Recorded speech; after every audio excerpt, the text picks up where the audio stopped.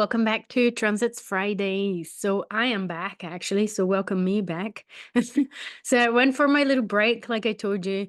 It was really good to feel liberated from over communication or over connection.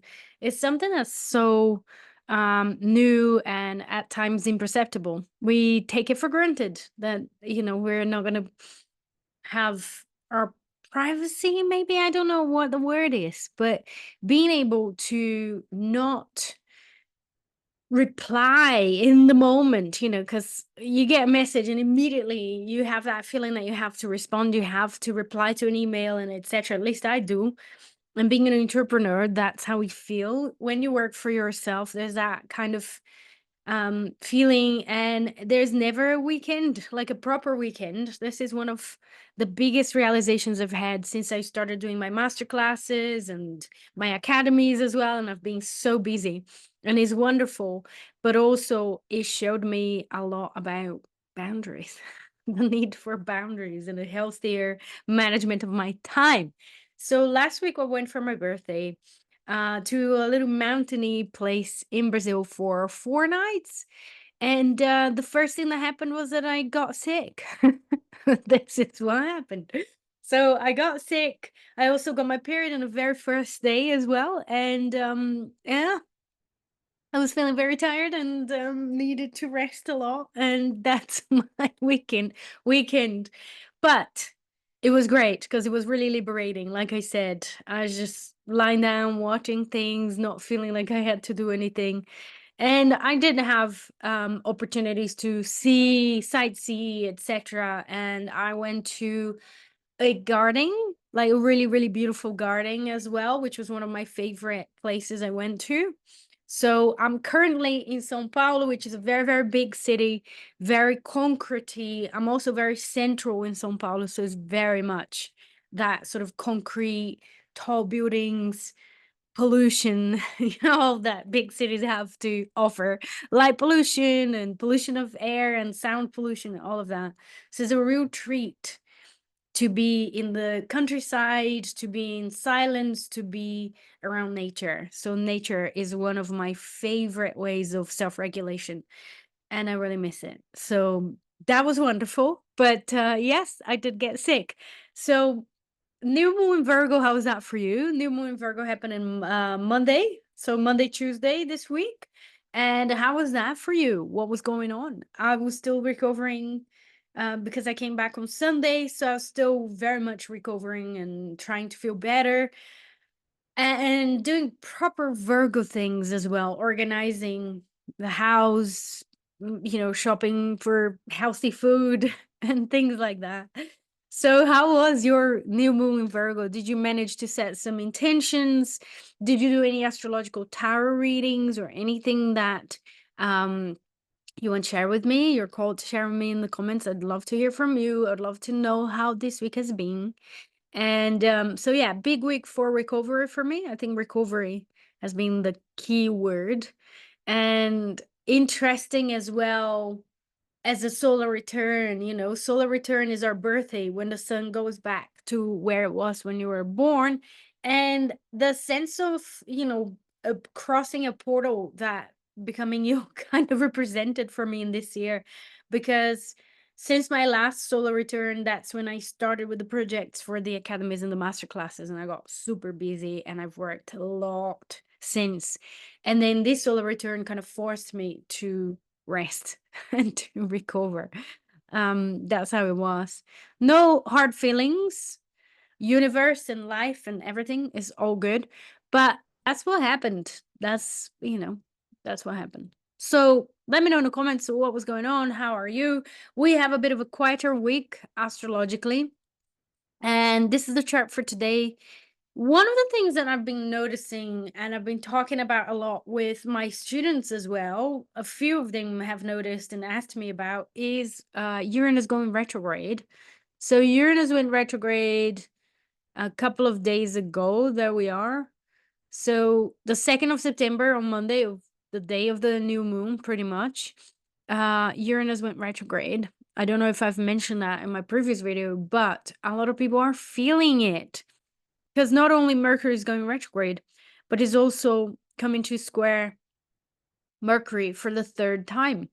So there is a lot of like technological glitches and communications and things like that that people are feeling and they're asking me about. And I really do think that this is represented by that Uranus retrograde and the square to Mercury as well. So something, sudden insights, breaks of communication, technological glitches and things, I had someone saying that alarms were going off and, things like that were happening. And they were like, what's going on with the planets? Can you let me know? So, the exact square between Mercury and Uranus is happening tomorrow. Today, we still have Venus and the moon in Libra. So, that sort of Libram feeling, that Venusian feeling. Wonderful day to enjoy ourselves, perhaps. Note that we have a lot of the planets retrograde as well, of the big ones. So a few months of reassessment. That's how I see retrogrades in general. But when it comes to the transpersonal and the social planets going retrograde as well, it's something larger. It's got to do with our collective evolution, but it's still an invitation to look into the big transformations that we've been going through. What's going on that? How we're dealing with where, what areas all of these planets are falling in our charts and what kind of big shifts are we having that we can reassess now. Pluto obviously is back to Capricorn as well, for a little bit. And that's the last time that Pluto is going back to Capricorn in our lifetime, really. We're not going to see that again.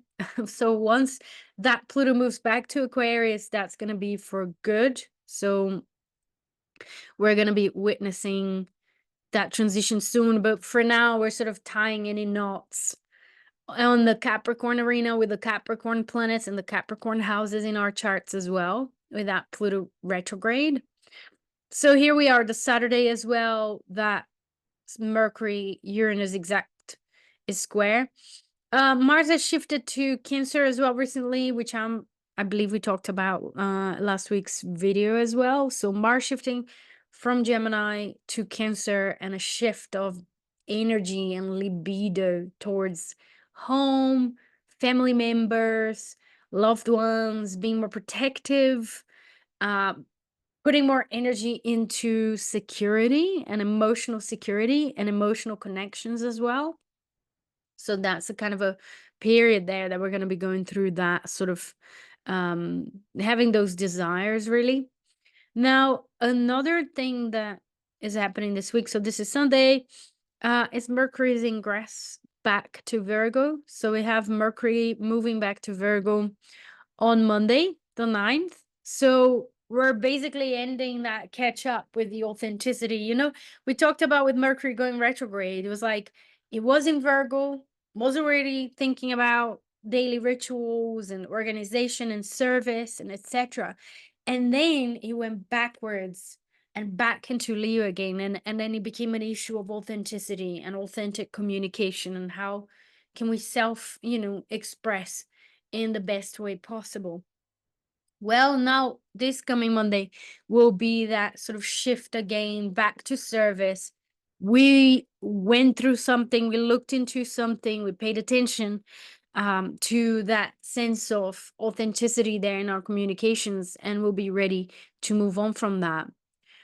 Just before on Saturday as well, I just want to acknowledge Saturday might be a bit of a tension there this weekend in particular, because we do have that Sun Saturn in opposition as well as a transit. So that's happening Saturday and Sunday.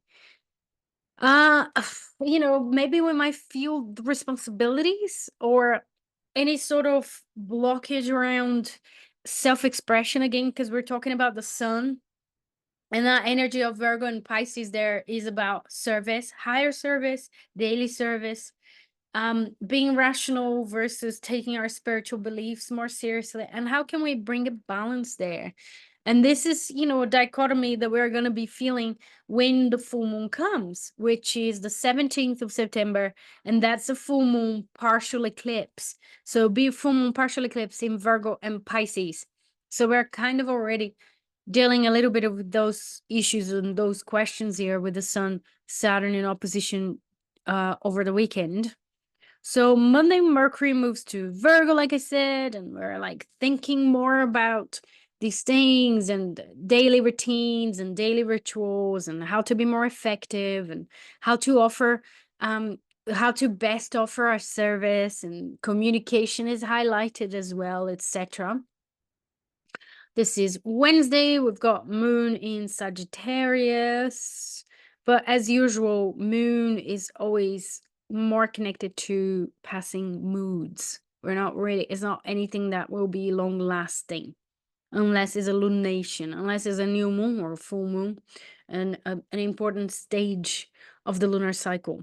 So that's Thursday. We've got Moon in Capricorn already, trying to Mercury.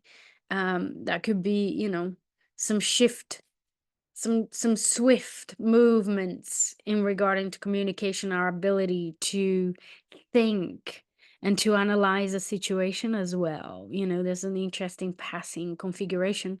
And here's Friday. Friday, we're about to have a bit of a grand trine as well, which will be happening on the following week, but it's already like within orb, between the Earth planets here. So we've got Moon and Pluto in Capricorn, Uranus in Taurus, and the Sun in Virgo. So it's a very practical grand trine, and it will be still happening during the full moon as well on 17th. So it's a window of a few days that we can deal with that energy. And Mercury in sextile to Mars could also be a very practical configuration. Is also reflective of a practical moment where we can put into practice our thoughts or ideas. We can take action based on it, and we can not just talk but actually act. Actions speak louder than words, and there's a little bit of that there as well. So the week will end on a more practical note here as well, but obviously with Virgo season, where those practical things are under the spotlight anyways. So all in all, I'd suggest to get ready for eclipse, because we're already entering eclipse season, is already coming, is already upon us. And those big changes that eclipses usually reflect are imminent. They're about to happen. So get ready for that. Perhaps use the clarity that Mercury in Virgo can bring to have more clarity around what changes, what things do you want to let go of, what things do you want to move on from, that you're ready, and etc. And also find where is 25 degrees Pisces in your chart, because that's the exact degree of that full moon. So that part of your chart will be very much under the spotlight during this full moon eclipse. And I will be talking about that a little bit more next week. But just a heads up there for you. It's wonderful to be back and to be feeling better already. I will be seeing you next week. So take care. Have a wonderful weekend. Enjoy yourself. Mwah. Big kiss. Take care. Bye bye.